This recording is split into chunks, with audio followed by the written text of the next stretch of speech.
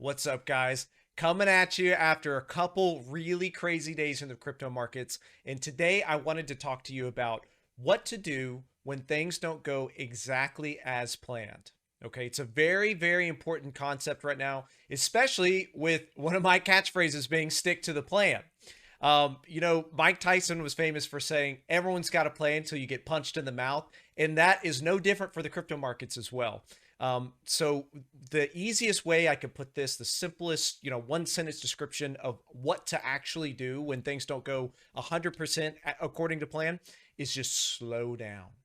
Just slow down. One of the worst things you can do is be impulsive. So if you're relying on emotion, there's times when the right move would be to go long, but you're scared, so you go short.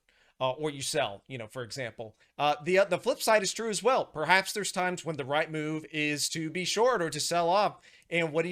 You go long. You do the opposite. So oftentimes our emotions will trick us. And we talk about this frequently during the live streams, but a lot of trading is trying to make sense of what's a reasonable, logical move at the time versus what our emotions tell us to do. So that is why having a plan and knowing how to react when the plan doesn't go exactly as you'd expect is very important.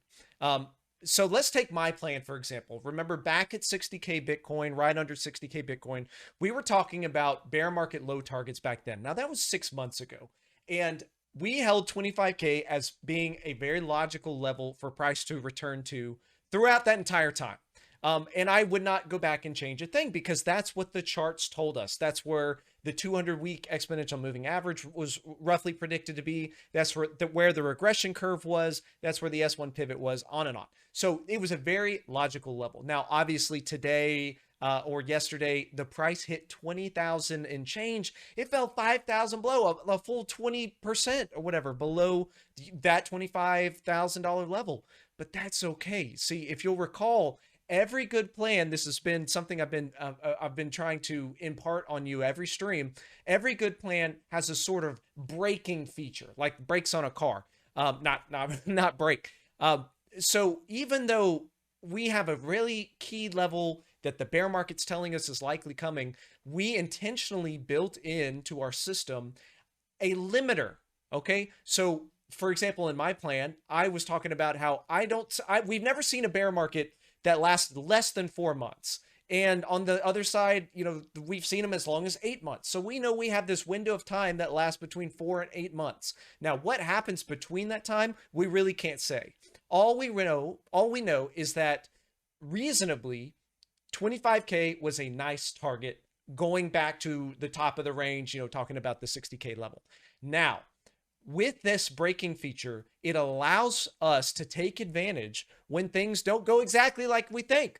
So, for example, even though we're well below 25K and we're at 20, this is something we're actually rooting for. Remember, we're building our position for 2024 and 2025. There's no rush. There's no V bottom. That's not how bottoms work. So I hope that each of you did the same thing. I hope that each of you set money aside just in case, because every good plan has a sort of relief valve in the event that things don't go exactly like we expect, because there are occasionally times when there's a first time event.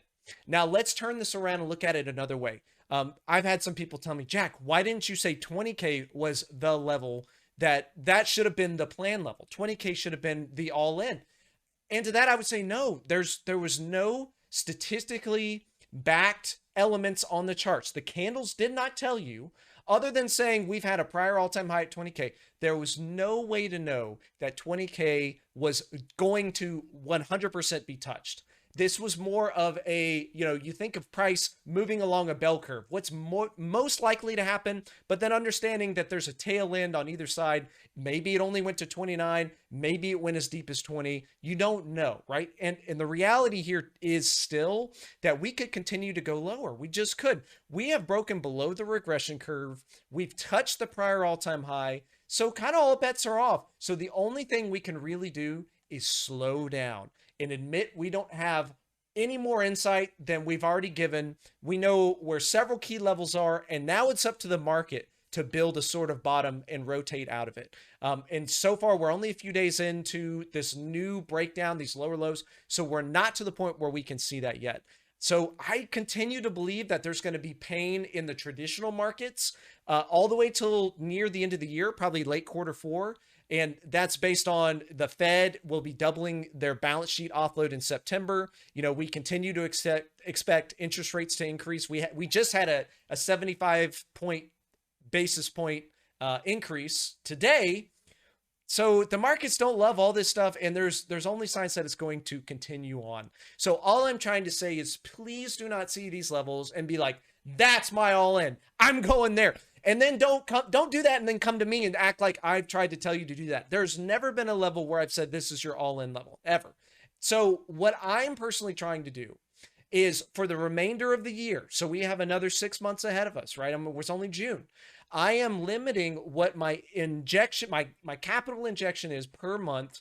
And that is just as I 100% admit that I don't know what's coming. All I know is that we're at a level where I want to be building my bags. And I firmly believe that the biggest whales in the market who have waited patiently on the sidelines, that they're starting to do the same at these levels. In fact, I know several no coiners that have no problem loading up at these $21,000 and $20,000 levels and not even looking at it for 5 years. They don't care. These are the prices of dreams. I mean, we were $70,000 just a few months ago, right? So the fact that we're back in the 20s and maybe, who knows, maybe we kiss off in the high teens.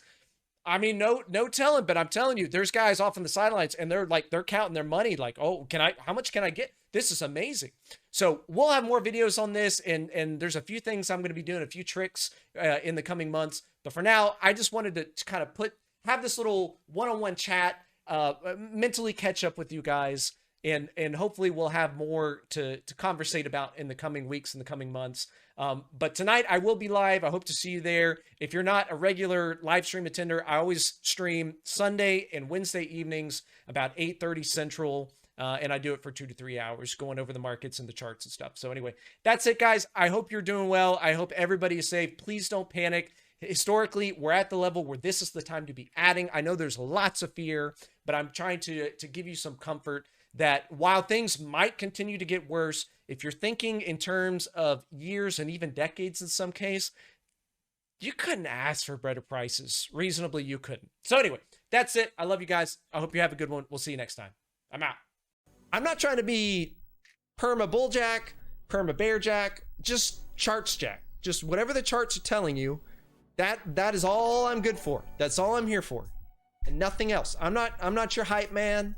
I'm not your bear guy telling you to sell.